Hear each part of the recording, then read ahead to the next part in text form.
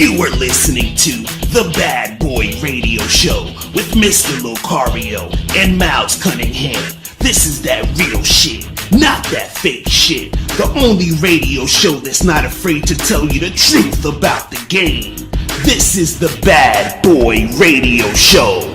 Remember, the truth is inside you. We're going to take a subscriber email. This is actually a comment that I wanted to talk about. I addressed this a little bit on YouTube, but basically I did a video yesterday where I was talking about how guys need to stop thinking so much when it comes to talking to women and approaching women, and empty your mind and just go with the flow in the interaction. You know what I'm saying? Because a lot of times what happens is you thinking so much is the thing that's going to make it hard for you to really, make stuff happen with the chick.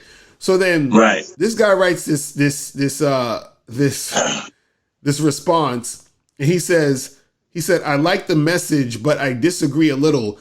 Prepared dialogue always works because you are and come off confident, articulate, and decisive. It is the foundation of any sales profession and psychology because you already know and have mastered what you are going to say. When you dictate and guide an interaction with the woman like it's a scene in a movie, you will instantly win. If you are not prepared, you will either fail or look uneducated about game. And so I'm trying to tell this dude, how in the fuck are you going to prepare dialogue for a conversation that you've never had with somebody? You understand what I'm saying? Like, how you going to do that? I mean, if he means to kind of like to have an outline or overall contingency for where he wants the conversation to go, right? I get it, but there's no like definite plan for any conversation necessarily. That's what I'm saying. You understand? There's no definite plan for any conversation. But I mean, sometimes you have a plan, but okay, you can have a plan for the conversation or an outline for the conversation, but there's no exact script. Right, that's what I'm saying. Like, there's no actual, because he's like, oh, you got to do it like a movie script and prepare to die. I'm like, you can't prepare dialogue because dialogue happens in the moment. You understand what I'm saying? So you don't know what the fuck she's going to say, because you're going to think, let's say you're like, oh, she's going to say A, B, and C. And then you approach her and you're talking to her and then she says A, B, and X. And you're like, oh shit, I didn't know she was going to say X. So now you got to deal with X. So whatever you prepared is irrelevant because now you got to deal with X. So I'm like, that's the problem with a lot of these guys and why they have trouble talking to women and communicating with women and making stuff happen, because they're trying to learn.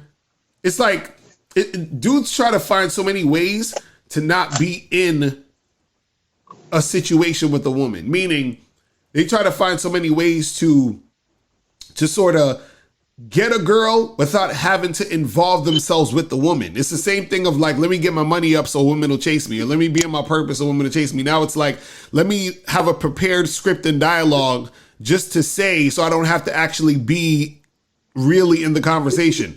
And I can say these things and then the woman's going to want to fuck me. You understand? Right. And I'm just like, no, it doesn't go that way. You have to be in the conversation, going back and forth, feeling the vibe, you know what I'm saying, interacting with the situation at hand at the moment, so that you can keep shit going and then take it. Because like you said, you can have a plan of saying, hey, when I approach this girl or when I'm talking to this girl, I want to try to get her back to my place. That's cool. But you can't literally prepare what exactly it is that the conversation is going to be, because you can't tell the future, my nigga. You don't know what the fuck, you know what I'm saying? Like, I was just like, yo, these dudes, it's so funny how they look at the game like this thing that they gotta, like this math problem. And I'm like, no, just, you gotta feel it. That's the problem with a lot of dudes. Most of this shit is just feeling. You understand what I'm saying? Right. You gotta feel the vibe. It's almost like dancing. Like when you go to a club, right? And they put a song on or some shit, right? You're gonna dance different to some salsa music than to like maybe some hip hop music. But you can't say, well, I'm gonna prepare a dance for the whole night. You feel what I'm saying? You know what I'm saying? You gotta feel the rhythm, the vibe, and then you be interwoven with that shit. It's the same thing with communication with women or communication with anybody. You know what I'm saying? Like, you got to be able to like adapt. You got to be able to know how to switch it up. You got to be able to know how to, have your focus on what you're doing, but at the same time be flexible.